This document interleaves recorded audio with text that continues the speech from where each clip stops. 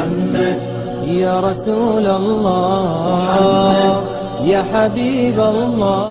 نحمدہ ونصلی ونسلم علی رسولہ الکریم۔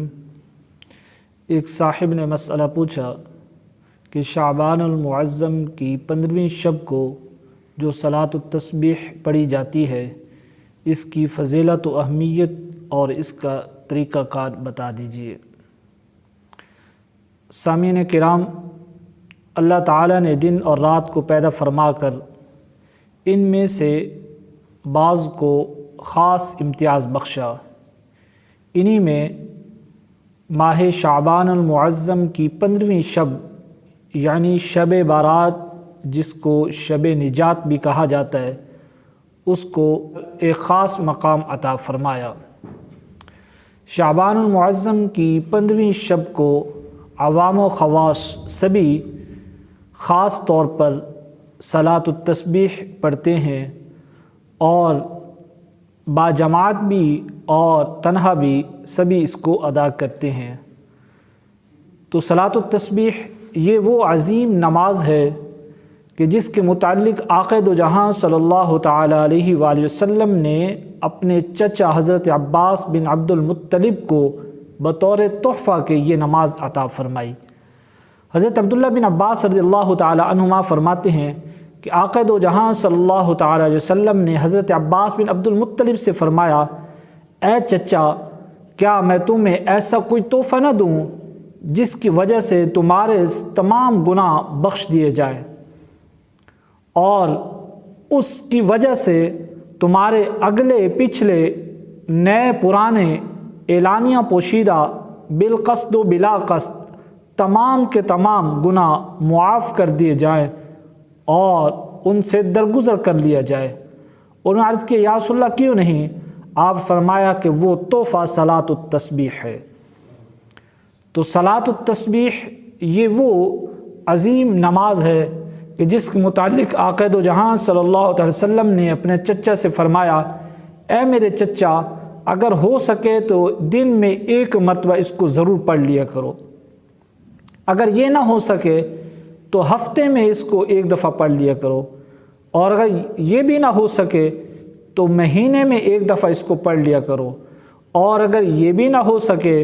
تو سال میں اس کو پڑھ لیا کرو، اور فرمایا اگر یہ بھی نہ ہو سکے تو زندگی میں ایک دفعہ ضرور اس کو پڑھ لیا کرو۔ تو یہ وہ تحفہ ہے جو حضور صلی اللہ علیہ وسلم کے چچا حضرت عباس بن عبد المطلب کے وسیلے سے ہمیں حضور سے عطا ہوا۔ صلاۃ التسبیح کا طریقہ یہ ہے کہ سب سے پہلے 4 رکعت نفل صلاۃ التسبیح کی نیت سے آپ نیت کریں گے۔ نیت کر لینے کے بعد تکبیر تحریمہ و ثنا کے بعد 15 دفعہ یہ تسبیح سبحان اللہ والحمد للہ ولا الہ الا اللہ واللہ اکبر یہاں تک پڑھیں گے، اور اگر ہو سکے تو ولا حول ولا قوت الا باللہ العلی العظیم یہ بھی ساتھ پڑھ لیں، تو اس سے اجر و ثواب میں اضافہ ہوگا۔ 15 دفعہ یہ تسبیح پڑھ لینے کے بعد تعوذ و تسمیہ یعنی اعوذ باللہ بسم اللہ یہ پڑھیں۔ اس کے بعد سورۃ فاتحہ اور کوئی سورت پڑھی جائے، اور اگر آپ امام ہیں اور رات میں یہ نماز پڑھا رہے ہیں تو بلند آواز سے ان کی قرات کریں۔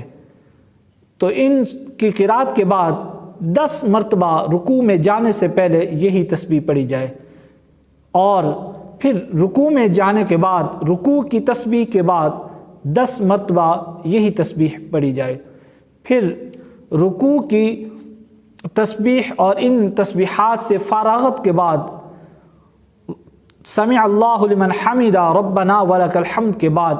10 مرتبہ قومہ میں یہ تسبیح پڑھی جائے۔ پھر اس کے بعد سجدہ میں جائیں گے، اور سجدہ کی تسبیح کے بعد 10 مرتبہ یہی تسبیح پڑھی جائے۔ پھر پہلے سجدہ سے آپ اٹھیں گے اور 2 سجدوں کے درمیان بیٹھیں گے، جس کو جلسہ کہا جاتا ہے، تو جلسہ میں 10 مرتبہ یہی تسبیح پڑھی جائے۔ پھر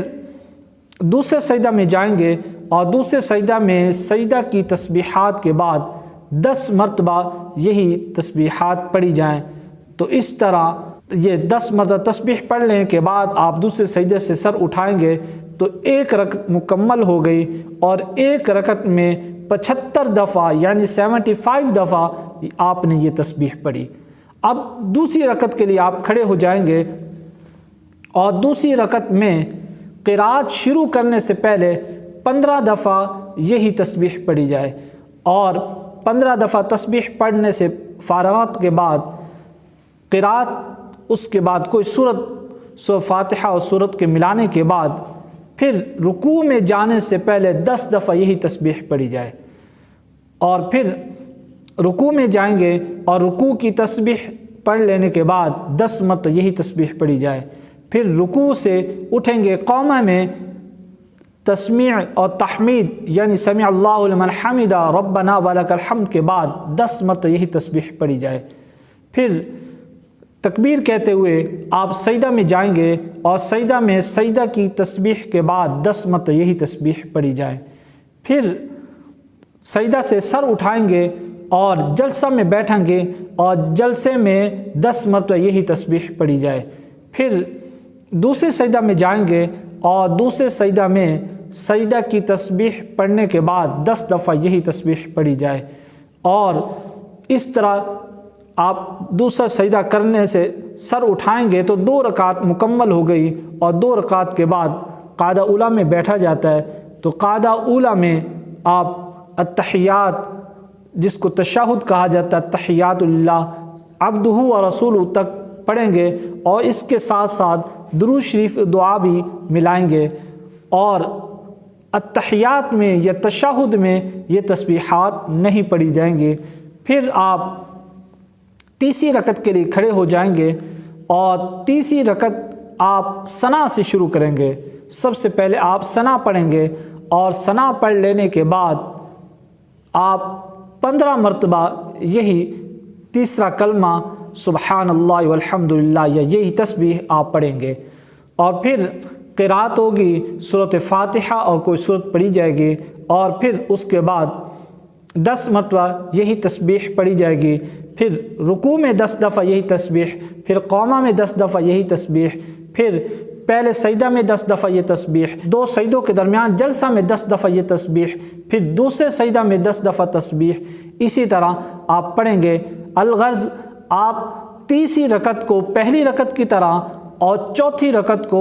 دوسری رکعت کی طرح آپ ادا کریں گے، اور 4 رکعت مکمل ہونے کے بعد قاعدہ اخیرہ میں آپ بیٹھیں گے، اور حسب معمول تشہد، التحیات للہ اور درود شریف دعا پڑھیں گے، اور سلام پھیر دیں گے، اور تشہد میں یہ تسبیحات نہیں پڑھی جائیں گی۔ اس طرح آپ کی صلاۃ التسبیح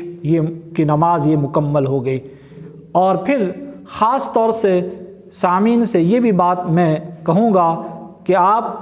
اس رات میں صلاۃ التسبیح کی نماز جہاں پہ ادا کریں تو وہاں پر اس رات میں خصوصاً رات عشاء کی نماز اور فجر کی نماز جماعت کے ساتھ ضرور ادا کریں۔ ہوتا یوں ہے کہ عوام اس رات بکثرت دیر تک رات کو جاگتے ہیں، عبادت کرتے ہیں، نوافل پڑھتے ہیں، قرآن مجید کی تلاوت کرتے ہیں، اور صبح فجر کی نماز قضا کر دیتے ہیں، تو یہ اجر سے محرومی کا باعث ہے۔ ایسا ہرگز نہ کریں، نوافل ادا کریں، اور نوافل کے ساتھ فرضوں کی اہمیت کو کبھی بھی نہ بھولیے۔ واللہ ورسولہ اعلم۔